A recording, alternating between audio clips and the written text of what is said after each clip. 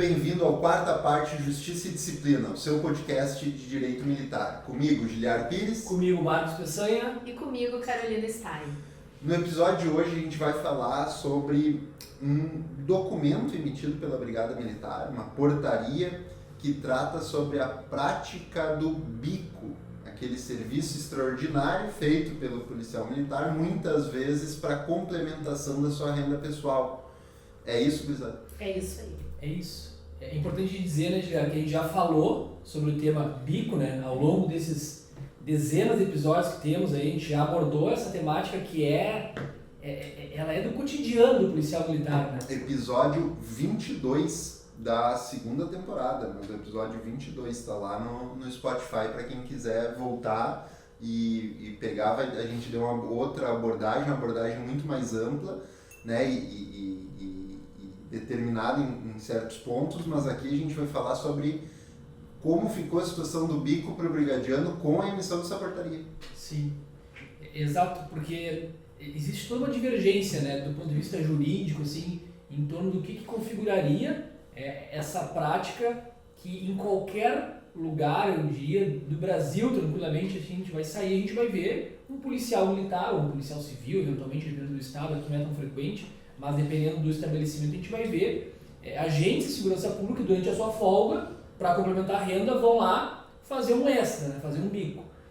Só que essa portaria que tu citou aí, né, Giliar, é importante que a gente diga, o enfoque, talvez num episódio até um pouco mais curto, vai ser direcionado especificamente à portaria 058 da Corregedoria Geral, 058 de 2024, Corregedoria Geral da Brigada Militar. Essa portaria, basicamente, todo mundo deve conhecer, que está nesse cotidiano, que viveu a triste tragédia, né, que o Rio Grande do Sul suportou nos últimos meses, um cenário de guerra, né, onde pessoas faziam o que podiam para ajudar os demais num sentimento de solidariedade, né, Carol? Fazendo, enfim, coisas inimagináveis, resgates, enfim, todo mundo de algum modo teve contato com essa realidade. E a partir de algum momento, né, o comando geral da Brigada Militar e o corregedor geral, os mentes brilhantes da Brigada Militar, resolveram criar uma portaria para dizer o que a lei não diz, né? Na concepção deles, policiais militares que desempenhando essas funções, ainda que de maneira voluntária, poderiam estar cometendo crimes, né? E aí a gente entra, acho que a primeira abordagem que eu traria aqui, e aí já passo a bola para a professora Carol, né, para nós trazer, porque eu acho que essa questão, assim, princípio da legalidade, né? Quando a gente fala em crime, né, não pode, depende da vontade, enfim, o comandante geral da Polícia Militar, o governador baixar um decreto, dizer o que é crime, isso não existe. A gente pensar em legalidade, identificação de conduta como crime, isso precisa necessariamente de um processo legislativo que tem toda uma reserva de lei em torno disso, da criação de figuras que são tipificadas como crime. Aí eu pergunto, se há necessidade da criação de uma portaria para tentar tipificar, para dizer, olha, isso aqui na situação de emergência poderá considerar inobservância de lei e regulamento de instrução 324 CPM ou desobediência. Se a portaria vem para tentar conectar a conduta, a situação fática com a tipificação penal, eu já penso que existe um problema do ponto de vista de legalidade estrita, né? E aí passo para a professora Carol aí para nós dar uma aula sobre isso, porque eu penso que esse é um ponto central, assim, né, Carol? Poderia, então, essa portaria estabelecer esses crimes e trazer uma responsabilidade penal para os policiais militares? Eu acho que é esse a nossa batida aqui nesse episódio. Esse é um ponto bem crítico, né? E te ouvindo, assim, eu acho que além dessa questão, tem toda a questão, assim, como é que nasce uma conduta para ser criminalizada pelo legislador. A conduta que ela vai ser criminalizada pelo legislador é aquela conduta que está causando um distúrbio social e ela precisa que o legislador venha, criminalize aquela conduta para conseguir ter um certo controle da sociedade. Isso acontece, a gente pega o crime, né? Por que matar alguém é proibido? Por que roubar é proibido? São condutas que ao longo do tempo elas foram causando um distúrbio na ordem social e elas chegaram ao ponto de serem alcançadas pelo direito penal, que era a única maneira, né? O direito penal como última ratio era a única maneira da gente conseguir controlar aquele tipo de atitude. Então, para além dessa questão do princípio da legalidade, se a gente pegar e trazer para dentro do cenário ali da calamidade que nós vivemos, né, uma criminalização que macula a legalidade, ela também, se a gente for pensar nisso, o que essas condutas voluntárias de auxílio, por que eu preciso punir a boa intenção? Ninguém conseguia ficar em casa, nenhum de nós conseguiu ficar em casa. A gente precisava sair para a rua para tentar ajudar e tentar se inserir naquilo ali. E o policial que já tem dentro de si esse servir e proteger, muito mais. Então, por que a gente precisaria criminalizar e tratar como crime essa conduta? Será que essa conduta ela causa efetivamente um distúrbio social para chegar nesse ponto? Será que o bico policial, mas o policial é policial 24 horas por dia? Tô botando um temperinho naquilo que tu disse, né? A gente tem, disso vão várias coisas. O policial é policial 24 horas por dia, ele é vinculado a uma instituição, ele tem que se submeter a determinadas regras. Ok, mas a gente precisa chegar num ponto crítico dessa forma, porque era o que a gente estava falando antes aqui, né, guris? Isso aqui vai começar a estourar agora. Agora vem os procedimentos administrativos, vem os IPMs e virão os processos a partir disso, e o próprio decreto de calamidade, ele tá válido ainda, né? Gente, né? O que me pega? Eu acho que primeiro a questão da legalidade estrita que o Peçanha trouxe, para mim é gritante que o seguinte, né? Artigo 22, inciso 1º da Constituição Federal, compete privativamente, exclusivamente à União, vamos lá, só para eu não errar aqui, privativamente à União legislar sobre direito penal. Então a gente tem uma portaria de um órgão do Estado querendo dizer qual conduta vai ser tipificada como crime. Mas assim, olhando para um aspecto mais geral, assim, seria como se eles fizessem, se essa conduta ela é crime, ele não pode criar o crime pela portaria. Mas se o que ele escreveu aqui for considerado crime, é a mesma coisa que ele fazer uma portaria para dizer aquele militar que chegar atrasado vai tomar um PAD. Porque se isso já existe, eu não preciso dizer. Se isso já é considerado uma conduta irregular, eu não preciso fazer uma portaria para que ela se torne irregular. E me parece que há um encaminhamento até para uma tentativa de uma responsabilização penal objetiva, aqui dizendo, não, para ter um cara crachá, para ter uma facilitação, como se fosse a conduta, não, estou investigando aqui, o cara estava parado na frente de um estabelecimento comercial, é esse crime aqui que ele cometeu e pronto. Seria ao contrário de uma tentativa de padronização, eu acho. Eu acho que é mais do que isso, é uma responsabilização objetiva, é tentar imputar, dizer, não, tu descumpriu a ordem do comandante-geral. Não, mas espera aí. Esse crime de desobediência, né, e trazendo para vocês aqui, ele tem os elementos constitutivos do tipo, ele tem os requisitos dele para se valer. Quando, ao meu entender, o crime de desobediência, ele só se configura se eu disser assim, cara, olha só, tu tem que fazer tal coisa, vai lá fazer tua missão, tu precisa ir buscar uma arma no quartel, tu precisa ir levar uma viatura em outro quartel, e aí tu diz, não vou. Não, eu tô te dando uma ordem direta, legal, e aí tu descumpre ela.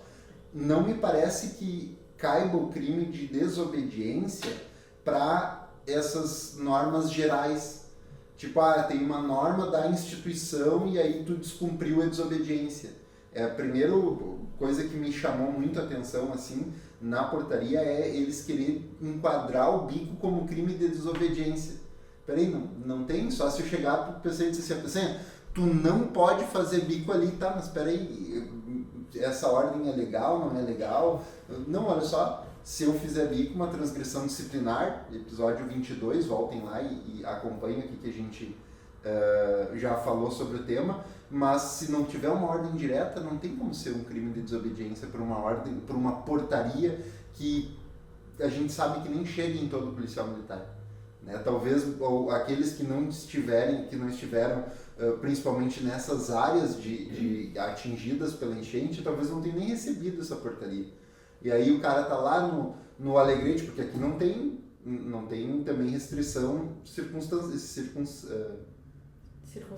circunscrição definida, né?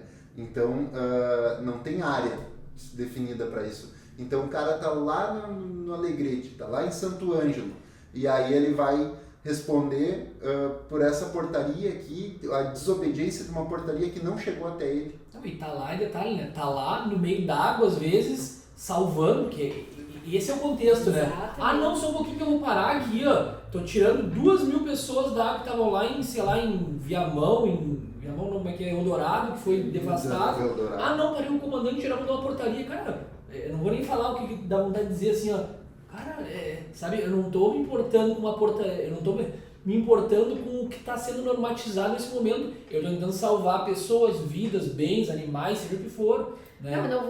Espera só um pouquinho que eu vou ter que pedir autorização aqui, vou ter que dar ciência. Vou esperar que não venha o ciente senão... ainda. A portaria diz isso, né? Tem que dar um ciente por escrito, autorizando. Eu tenho uma pessoa, uma família, os amigos ligaram que estão ilhados, porque foi isso, né? Exatamente. Aí a gente viu uma situação como essa. Tava tudo bem ali na casa do Giliardo, daqui um pouco, seguinte, evacua. Só um pouquinho, eu vou ajudar o Giliardo. Não, eu sou militar, eu tô na folga, detalhe, né? Eu tô na folga, e eu vou ter que pedir uma autorização do meu comando para ir ajudar uma pessoa, um amigo, um familiar. Isso é o cúmulo do absurdo. Eu já vi muito absurdo na brigada. Esse aqui é um dos maiores absurdos.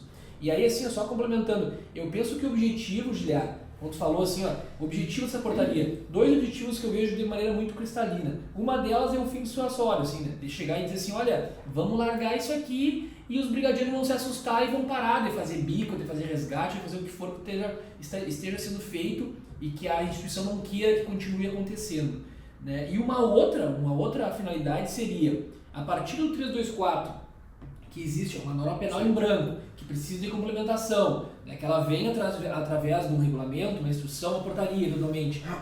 A gente está dando, vamos dizer assim, preenchendo aquela lacuna, e aí a gente volta no primeiro vértice abordado nesse episódio, que é o que? Pode-se, e aí vamos discutir a constitucionalidade do 324, isso os tribunais enfrentam. Infelizmente, do ponto de vista a nível nacional, majoritariamente está se reconhecendo a constitucionalidade, né? Historicamente se reconhece como constitucional, mas isso não é pacífico, isso não é unânime. Então a gente tem um problema jurídico, realmente, naquela perspectiva de pode então ter uma norma penal que vai ser complementada e vai se tornar crime por uma portaria, por uma escala, por uma ordem de serviço que seja, é isso, né? Uma instrução, foi feita lá uma ordem de serviço, eventualmente ela foi descumprida e aí o militar vai cometer um crime. Então, eu acho que é basicamente essa ideia, assim, só por fim, né, a crítica que a Carol falou, né, o policial militar é 24 horas, aí a portaria ainda coloca isso, né, que o militar, enfim, tem conhecimento de que a disponibilidade, considerando que a disponibilidade permanente faça com que o militar se mantenha disponível para o serviço ao longo das 24 horas do dia, sem por isso ter direito a reivindicar qualquer remuneração extra, compensação de qualquer ordem, ou compro de serviço especial. Cara, o que passa na cabeça de quem escreve isso aqui? Eu fico pensando sinceramente, sabe? O que o cara... É o escravidão, voltamos à era da escravidão. Tu tem que estar disponível 24 horas por dia, tu não pode pleitear absolutamente nada, e aí se tu vai ajudar alguém, tu comete um crime, e se o comando mandar tu sair de casa 3 da manhã porque ele entendeu que havia uma necessidade, tu vai ter que fazer. Cara, isso não existe, sabe? É um completo absurdo. Eu estou indignado com essa portaria, porque para mim é um dos maiores absurdos que eu já vi na brigada. Um dos maiores, assim, os mais graves. Eu também acho, assim, e eu acho, o que mais me indigna, cara, tinha que dar medalha para esses caras, entendeu? Tinha que dar um elogio. Tava todo mundo com água no pescoço, foi um cenário, bem como tu disse, um cenário de guerra. E aí isso impacta mais uma vez naquilo que a gente teve no episódio anterior, que é a questão da redução da tua autoestima, né? Então tu não vai poder sair para salvar pessoas. Não, e tem uma outra questão Sem que, organização. olha, a organização da brigada com relação a tudo isso, né? É que você sabe que eles mandaram reforço para cá, vieram de outros batalhões, reforços e tal, e quando os brigadas foram pleitear pelas horas extras, porque eles vieram a serviço, aqueles que vieram a serviço, tanto da brigada quanto do corpo de bombeiros aqui, e aí o ouvinte, né, o praça ouvinte que tiver mais informações e quiser passar para nós também para complementar, mas tinha uma resistência de pagar as horas extras porque não tinha o comprovante de alimentação e de estadia, que era extra para suprir o teu gasto com estadia e alimentação. Os caras estavam dormindo amontoado dentro de uns containers e estavam ganhando comida dos voluntários, porque eles só paravam para descansar um pouquinho e voltavam para fazer resgate ou para atuar ali na situação de calamidade, e aí não queriam pagar a hora extra ou as diárias, as diárias, né, por causa da ausência dos comprovantes de gasto com alimentação e estadia. Olha se isso tem fundamento, cara. Falta de respeito, né? Não, e aí tu vem aqui, trabalha, dorme amontoado, não toma banho, uma condição insalubre para tentar salvar, fazer a diferença, e aí na hora de ter o reconhecimento diz, não posso te pagar porque tu não, por uma questão burocrática aqui, a gente não faz, não consegue fazer esse pagamento. Muito se falou, né, e agora é que a gente vê os reflexos, né, tipo, naqueles dias cruciais, assim, eu lembro que teve entrevista coletiva com o prefeito de Porto Alegre, o governador e o presidente, todos no mesmo evento, e aí o prefeito falou, olha, a gente, eu não concordo com muitas decisões e falas do prefeito, mas aquela ali eu tive que concordar, porque ele disse assim, olha, a gente tem que organizar isso para que tenha um acesso rápido. A gente não pode burocratizar a ajuda, a gente não pode burocratizar o auxílio, porque essas pessoas estão morrendo, estão perdendo a casa e a gente está com os abrigos lotados, e aí o que a gente vai fazer? E aqui, trazendo esse contexto para a brigada, é a mesma coisa. Eles querem burocratizar uma situação emergencial. E, sinceramente, assim, falando para vocês, eu acho que talvez pela dimensão da catástrofe, né, mas a gente tem que repensar muito o poder de atuação das instituições militares com relação a tudo que aconteceu, porque não foi efetivo. Eles não conseguiram fazer uma defesa da sociedade efetiva naquele momento ali. Pecou muito, muita coisa deixou de ser feita ou foi feita de uma forma não aproveitável, digamos assim, em razão da falta de organização para enfrentar uma demanda daquele tamanho. Né? Outra crítica que eu deixo, sim, porque pontos de resgate, dos quais até eu fui em Canoas, lá próximo ao Carrefour, entre o Carrefour e o shopping, que os caras, que é na entrada de Canoas e estavam largando os barcos, tu via agentes da segurança pública, eles, tanto do bombeiro que estavam nos barcos indo, ou o pessoal da brigada tentando organizar alguma coisa, eles estavam por conta. Não tinha uma gestão da crise adequada para esse tipo de calamidade. E aqui a gente já entra em outra crítica, mas só porque como a gente está falando de, olha com o que eles estão se preocupando, né? O link que eu faço é, eles estão se preocupando com o cara que está ajudando, que tem que pedir autorização para ajudar, mas eles não se preocuparam com a gestão da crise no momento que tinha que se preocupar. Né? Sim. Só... eu acho que isso que tu traz, assim, é bem importante. E a gente precisa fazer essa crítica porque isso impacta em tudo, né? Impacta no trabalho que é realizado. Foi uma situação absurda que a gente nunca pensou que vivenciaria aquilo ali. E aí o que a sociedade espera, né? Tu quer aquele apoio que venha justamente dessas forças de segurança para tu conseguir tentar organizar de alguma forma. E o que mais me preocupa disso tudo é justamente a questão da criminalização de condutas e a criminalização de uma conduta voluntária, de boa intenção, de olhar assim, cara, tem seres humanos ali que precisam de mim e eu vou lá salvar. Sim. Eu vou tentar fazer alguma coisa para melhorar. O que me preocupa é a criminalização disso. E aí a gente entra naquele ponto, bom, temos a violação do princípio da legalidade, temos uma norma penal em branco aqui que a gente vai... Questionável, que não é pacífico. Cara, mas a gente está criminalizando a boa intenção. A gente vai chegar aonde dessa forma? E eu penso assim, talvez, só pra gente não deixar tocar nesse ponto que é importante, né? Talvez, quem eventualmente vai nos escutar, seja da regidoria, do comando, ou quem é Com contrário certeza isso.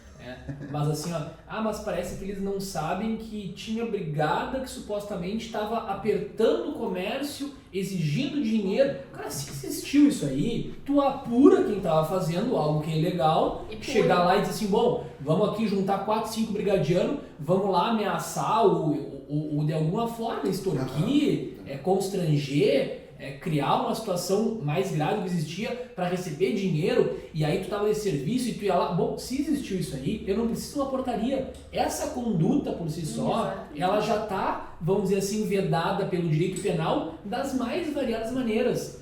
E a gente poderiam enquadrar em extorsão, corrupção, muita coisa. Qualquer coisa Muita ali, coisa. Mas, sei lá, tu faz em cima do fato. Exato. Agora tu não precisa fazer uma portaria para isso. É como eu disse, a mesma coisa que queria fazer uma portaria para dizer se tu chegar atrasado vai tomar PAD. Sim. Já tá escrito isso. E É que genericamente tu tá punindo a boa intenção. Tu pune todo mundo de forma genérica, de forma geral, e aí tu...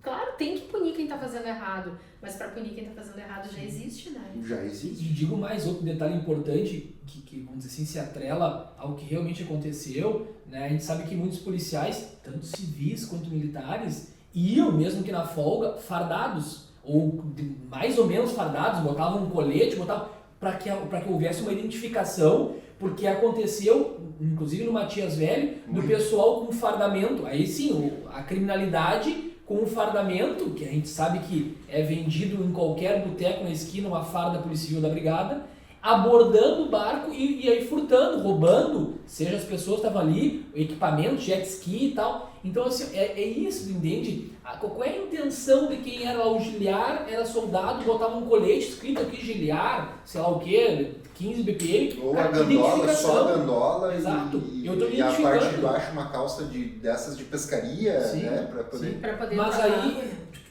tu já estava identificado, né? Qualquer pessoa que pudesse pedir ajuda, ou daqui a um pouco, aquele cara lá, e o cara que é polícia sabe, aquele cara não é polícia, olha lá, cara que louco. E aí tu vai abordar eventualmente, mas assim, eu acho que a gente tem que pensar nisso, né? É uma portaria que vem eventualmente para tentar restringir uma conduta que eventualmente pode ter aparecido, né, durante essa tragédia, só que desnecessária e eu diria assim até contraditória aos próprios fins, não da instituição, mas o fim do ser humano praticamente. Porque aqui a tentativa foi que não houvesse mais um sentimento que é inato ao ser humano, que é a solidariedade. É o instinto do ser humano de dizer assim, olha, eu vou ajudar o próximo, pessoas que eu nem conheço. Nós fizemos isso, policiais militares fizeram isso, todo mundo se doou. Agora imagina se o presidente da OAB disse, não, agora o advogado não pode fazer, mas cara, não quero nem saber o que o presidente da OAB disse. Exatamente, a gente faria do mesmo jeito. Sim, e tu sabe que assim, dois pontos a respeito só para não passar que não parecer que a gente está dando uma interpretação errada para a portaria, porque não é isso, tá? É porque eles criminalizam a questão da segurança e eles dizem, olha, e se tu quiser fazer serviço de voluntário, tu tem que ser autorizado e tal. Eles não criminalizam de forma direta, mas indireta sim a questão. Por quê?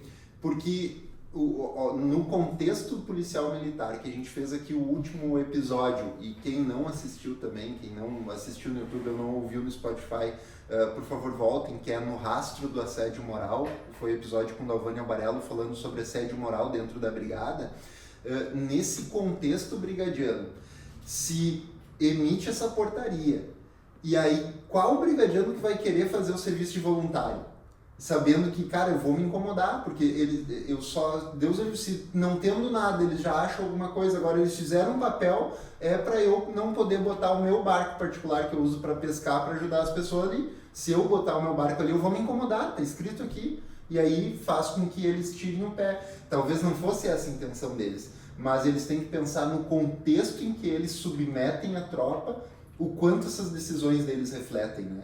Então é por isso que a gente diz que estavam praticamente criminalizando a boa intenção, porque tu acabava fazendo tanto quanto uma lei que diz não pode matar, que a Carol falou ali, de uma lei que diz não pode matar, se tu matar tu vai sofrer uma responsabilização, a portaria vem diz se tu ajudar tu também vai sofrer uma responsabilização, né? E no contexto, principalmente naqueles dias mais catastróficos assim, que tava todo mundo dentro d'água, né? Como é que tu vai avisar o teu superior se tu tava... E aguardar. Não, e aguardar. Não, se tu não sabe nem se teu superior tava em condições de receber tua mensagem, tu não tinha telefone, teu telefone foi água abaixo, tu tava sem bateria Sem porque luz. tava há tantas horas embaixo lá no fundo dos bairros que tava alagado. Como é que tu vai parar tudo e ver, tu vê a portaria e tu diz, pô, vou embora pra não me incomodar, desculpa aí, gurizada, né? A situação é crítica, era uma situação de guerra,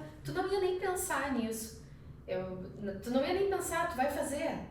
Tu não vai pegar lá e mandar, né, comando, quando eu estiver nas minhas folgas eu vou querer trabalhar aqui, ou no Matias Velho, ou no Sarandi, tu não vai fazer isso. E tu não vai esperar. A gente estava sem internet, a gente estava sem luz, a gente estava sem comunicação, a gente estava sem água. Tinha gente que não tinha comida. E aí, como que a gente ia operacionalizar, transformar isso numa normalidade?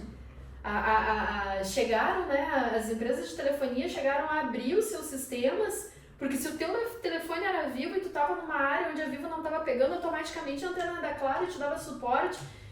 Sim, Tamanho era a tragédia que se vivia, né? E aí a brigada preocupada com o cara trazendo bico. Cara, eu sinceramente... Bico não, tava ajudando. Tava ajudando. Com questão do bico, quanto com o cara que tava ajudando. Sim, mas eu digo, a preocupação da brigada também era essa, assim, né? E aí eu fico pensando, será que não tinha nada mais interessante, mais importante naquele momento para ser feito? E isso reflete mais, pessoal, eu penso assim, que isso reflete o posicionamento institucional pelo atual comando, pelo corregedor e tal, do que eles esperam da tropa. Então eu não quero um militar que seja proativo, um militar que vá lá e seja resolutivo naquelas demandas que ele tenha. Ele vai ter que ser um sim senhor ou um senhor. Então tá, então eu tô no PB na esquina, tem uma mulher com uma facada, eu vou primeiro fazer um contato, ver se eu posso ajudar ela, não sei o que, não, porque cara. Se eu sair do meu PB eu posso tomar um pai. Mas é para isso que está se direcionando. São valores que são transmitidos por quem ocupa cargos de liderança na instituição, e estou falando, o comandante geral pode ser o comandante da unidade, pode ser o comandante do pelotão. Essas pessoas que estão na posição de gestores, de líderes, né, eles refletem valores para a tropa. E esses valores, eles vão ser, de uma forma ou outra, seguidos, modelados. E o que estão fazendo, a tropa é reflexo do comando. E mais uma vez daí prevalece aquela máxima, né? Se tu não faz nada, tu não te enrola, e se tu não te enrola, tu é promovido. Daí tu acaba, o cara tira o pé ao natural para não correr o risco de se enrolar. E como muda, né, a atuação, a proatividade, enfim, como muda a tropa toda quando muda o comandante do batalhão, né? E aí tu começa a sentir, não, este comandante é um comandante que, cara, entrou no batalhão X, um comandante que abre PAD por qualquer coisinha. Ah, beleza, ele quer ter o controle disciplinar da tropa, mas e o reflexo disso na atividade fim, que era com que a gente deveria se preocupar, né? Como que isso vai ficar? Quantas vezes tu viu isso aí, já eu também? Tu tá lá, troca comando, vamos tirar o pé, não, papel pra tudo, e tá respondendo PM, toma JME, não sei o que. Ah, esse comando é um comando que apoia quem tá no combate, que tem condições de compreender o que é uma situação de conflito, um confronto, uma abordagem que eventualmente houve uma resistência, o uso da força, a letalidade policial, o que for. Esse cara é um cara que apoia a tropa, vamos fazer o serviço ao máximo. E o discernimento de entender o que é um excesso, o que foi um crime e o que foi o cara fazendo o trabalho dele, porque não pode generalizar, né? Eu acho que é essa questão, parece que generalizam que todo mundo faz tudo errado, né? E reflete muito dentro da viatura quando tu olha pro teu colega e diz assim, vamos passar lá na boca do fulano lá, vamos ver se estão petequeando lá hoje, vamos levantar aquilo lá. Daí o cara diz assim, não dá, tá ruim. Tá ruim os guris. Feijão. Não, tá ruim quarentinha, porque é o seguinte, os guris lá da Patamo, os guris de ontem foram fazer uma mão aí, estão tudo respondendo IPM agora, tá? Não tá numa época boa, vamos esperar. Se despacharem uma ocorrência, a gente vai e era isso. E era isso, não, hoje não dá, vamos abordar ali. Não, vamos abordar. Aí assim, então tá, vamos fazer o repressivo então nessas áreas de tráfico, vamos. Liga o giro e vai girando roda, que dá tempo dos caras te ver 2 quadras longe, nas esquinas. Que daí os caras te vê de longe e aí tu não te incomoda, porque daí tu vai ali, vai contornar aquela situação no momento e tu não vai acabar respondendo o procedimento, né? Isso é reflexo da posição de comando, né? Tudo é reflexo da posição de comando. E ressaltando, né? Não é achar que a conduta desvirtuante ela não tem que ser punida. Ela tem que ser punida, mas eles são um poder estatal, eles têm tudo na mão, eles têm a ordem judicial para quebrar dado telemático, eles têm a ordem judicial para quebrar sigilo bancário, eles têm tudo para eles apurar essas situações de excesso, se é o que eles querem evitar. Então, não precisa de uma portaria para te fazer isso, né? Essa portaria, ao fim, parece aquela questão do cara que chama a brigada só para dar um susto no parente que está bêbado, ou alguma coisa assim. Diz, não, vamos dar um susto nele que ele se acalma. Para aí um pouquinho, né, tia? E no momento que ela foi lançada, é aquilo que a gente diz assim, ó, foi no mínimo deselegante. No momento em que foi posta essa portaria. No mínimo deselegante. Por quê, né? Porque foi no momento, ainda tá todo mundo tentando entender o que aconteceu e ainda tá todo mundo tentando lidar com o que houve. A gente viu em loco as coisas acontecendo, a gente viu como é que a situação tava. Tá todo mundo ainda tentando entender aquilo ali, todo mundo ainda fica preocupado se vai chover, se não vai chover, se vai acontecer de novo, se a gente vai passar por aquilo ali de novo. As pessoas estão tentando reconstruir uma vida.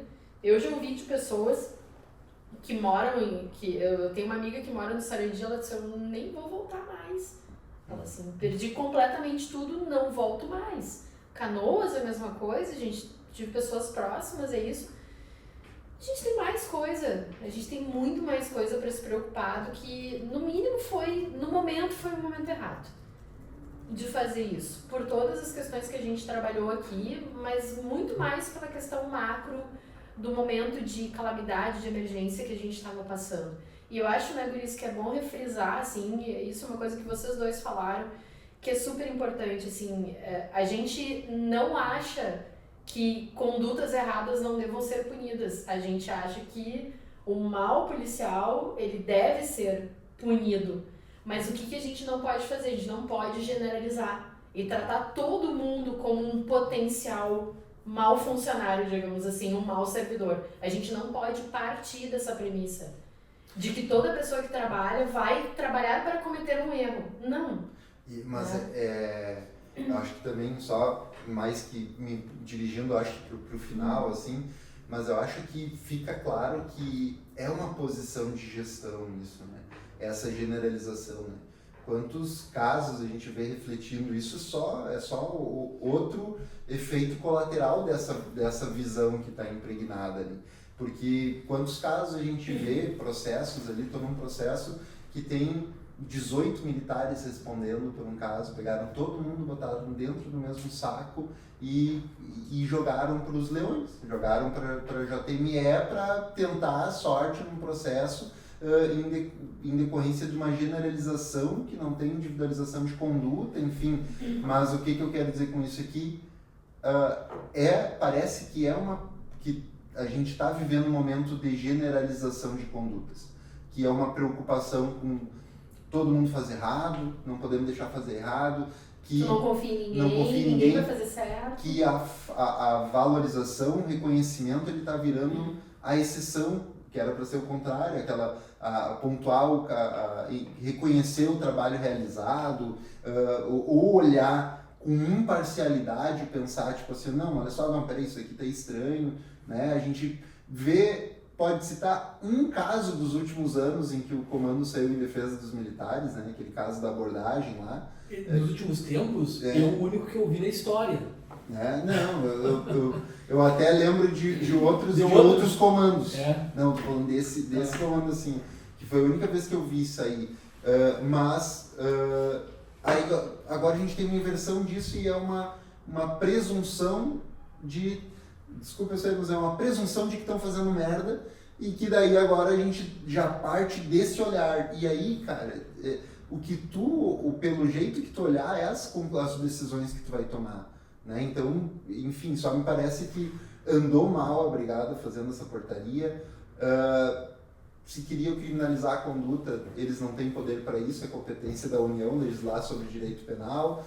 Eles teriam que, não também uma questão mais técnica da implicação desses tipos penais, eles exigem dolo específico de contrariar a ordem legal, então por isso que demanda da ordem legal ser direta de desobediência, e aquele do 324, que é o descumprimento de lei, regulamento e instrução, né? Aquele lá do 324, ele exige o dolo de descumprir. E nesse contexto de calamidade que a gente estava, muitos militares nem sabiam da existência dessa portaria, ou não tinham dolo de descumprir. Eu tinha intenção de ajudar, mas não era de descumprir. A necessidade de eu atuar, ela me fazia superar essa questão, porque tô nem aí se tinha uma questão, tô ajudando, não tô fazendo nada errado, né? Então, no caso ali do artigo 2º, que é o ajudar sem ter autorização do comando.